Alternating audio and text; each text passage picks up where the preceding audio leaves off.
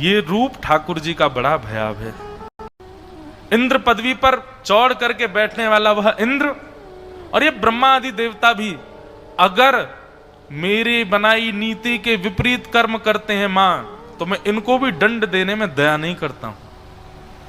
मेरा वह दंड पाणी जो स्वरूप है वो दया विमुक्त है, उसके अंदर दया नाम की चीज नहीं। विभूति माता प्रश्न करते हुए कह रही है, भगवान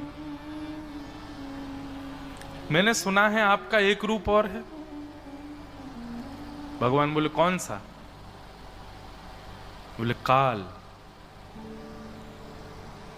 काल नाम सुनते ही कपिल भगवान मुस्कुराने लगे। बोले मैं जानना चाहती हूं आपका काल रूप कैसा है। मैंने सुना है ये संसार के जितने भी लोग हैं ये उसी से भयभीत होकर के कर्म कर रहे हैं, उसी काल से सब भयभीत होते हैं, उसी काल से भयभीत होकर के देवता कर्म करते हैं, उसी काल के भय के कारण ही पूरी सृष्टि चल रही है।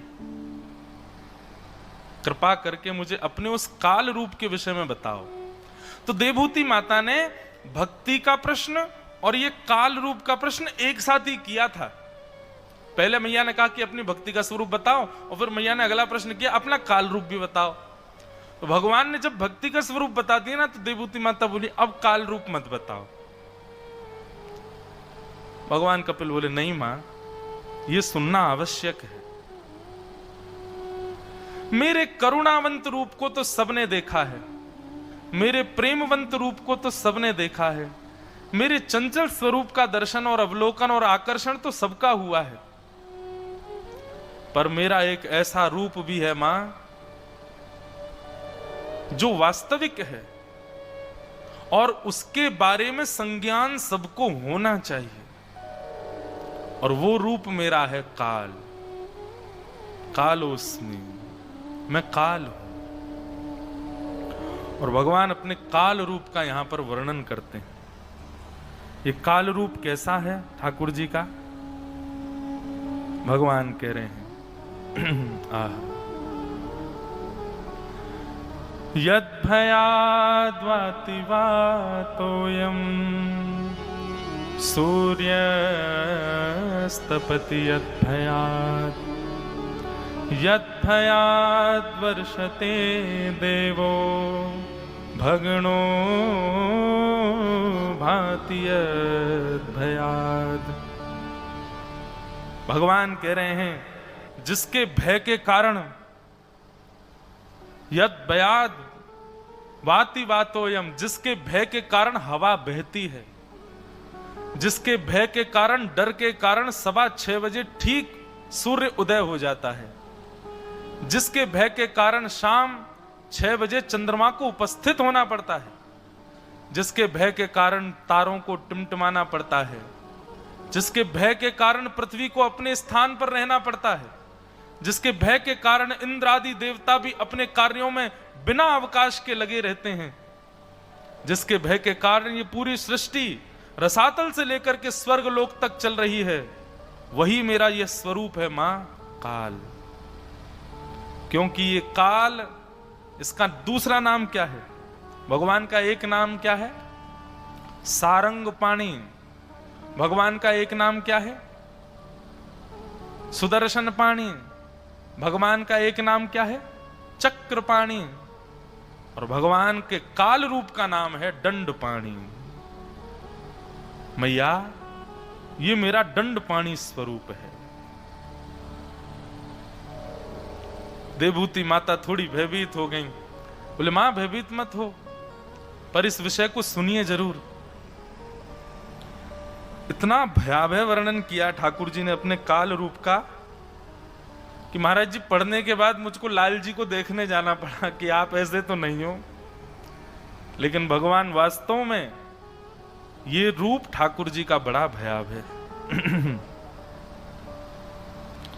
कि गुणाभिमानिनो देवा सर्गाद्विषस्य यद्भयात् वर्तन्ते नुयुगं येषां वश एतद्भयात्। तच्चराचरम। अपने गुण के अभिमान में रहने वाली ये देवता, इंद्र पदवी पर चौड़ करके बैठने वाला वह इंद्र, और ये ब्रह्मा आदि देवता भी अगर मेरी बनाई नीति के विपरीत कर्म करते हैं मां, तो मैं इनको भी दंड देने में दया नहीं करता हूं। मेरा वह दंड पाणी जो स्वरूप है वो दया विमुक्त है, उसके अंदर दया नाम की चीज नहीं है। जिस प्रकार भगवान का वर्तमान स्वरूप जिसका हम आराधन करते हैं, श्री दत्तात्रेय भगवान हैं, हमारे वृंदावन बिहारी लाल हैं, ये बड़े करुणा में बड़ा दया में स्वरूप है, तो इसका बिल्कुल विपरीत स्वरूप है दंडपाणी भगवान का। और भगवान यह कहते हैं मैया एक बार को मेरे करुणावंत रूप की जो दृष्टि है ना वो केवल उन पर पड़ती है जो उससे प्रेम करते हैं, पर मेरे दंडपाणी रूप इसके नेत्र तो हर व्यक्ति के ऊपर घूमते हैं। ये हर व्यक्ति का दृष्टिकोण देख के समझ के चलते हैं मां, कोई नहीं बच पाता मेरे दंडपाणी स्वरूप से। ऐसा ये स्वरूप है।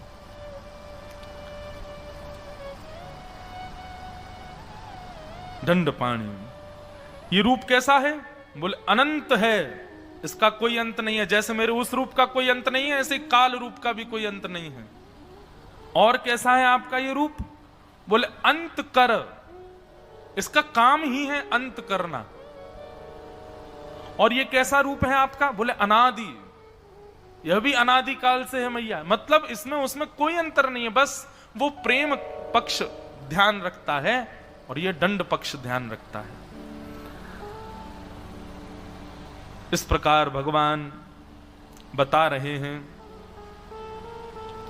और बताते हुए भगवान कहते हैं मैया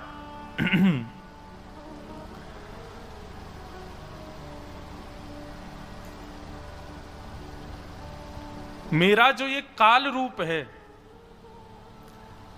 देवूति मैया ने कहा कि जो काल रूप है आपका, जिस प्रकार आपके प्रेम रूप के साथ में जय विजय पार्षद रहते हैं, आपके प्रेम स्वरूप नारायण के साथ लक्ष्मी रहती है, जिस प्रकार आपके उस भाव स्वरूप के साथ में शेषनाग रहते हैं, आदि आदि पार्षद नारद आदि सब गंधर्व देवता जन सब रहते हैं आपके उस रूप के साथ, आपके काल रूप के साथ कौन रहता है?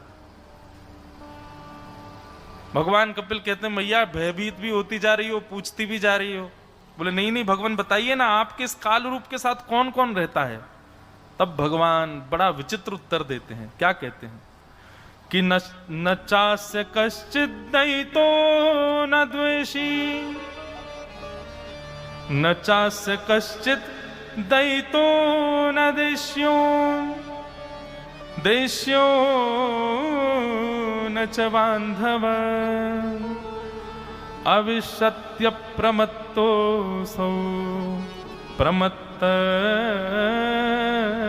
जन्म तकृत। भगवान कह रहे हैं मेरे इस काल रूप की कोई पत्नी नहीं है, मेरे इस काल रूप के कोई बच्चे नहीं हैं, मेरे इस काल रूप के कोई पार्षद नहीं है, मेरे इस काल रूप का कोई मित्र नहीं है, मेरे इस काल रूप का कोई द्वेषी नहीं है, मेरे इस काल रूप का कोई प्रेमी नहीं है। मैं अपने काल रूप में अकेला रहता हूं। क्यों? क्योंकि मेरे उस रूप से सब भयभीत रहते हैं, कोई मेरे समीप नहीं आता है। वो मेरा एकांतिक रूप है मां, उसके साथ कोई नहीं रहता, वो अकेला ही रहता है, केवल विचरण करता रहता है। देवभूति माता बोली विशेष रूप से आपका काल रूप किनको दंड देता है? मतलब ऐसे कौन कौन से दोष हैं जिन दोषों को देख करके आपका काल रूप दंड देता है? तो कपिल देवभूति संवाद के इस अध्याय का जब पाठ किया तो यहां पर 6 बार एक ही नाम लिया काल भगवान ने। बहुत ध्यान से सुनिएगा बंधुओं। भगवान कहते हैं मेरे काल स्वरूप को सबसे ज्यादा चिढ़ यदि किसी से है तो वो इस व्यक्ति से है। मतलब काल रूपी परमात्मा सबसे ज्यादा दंड किसको देते हैं? तब एक शब्द बार बार 6 बार आया इस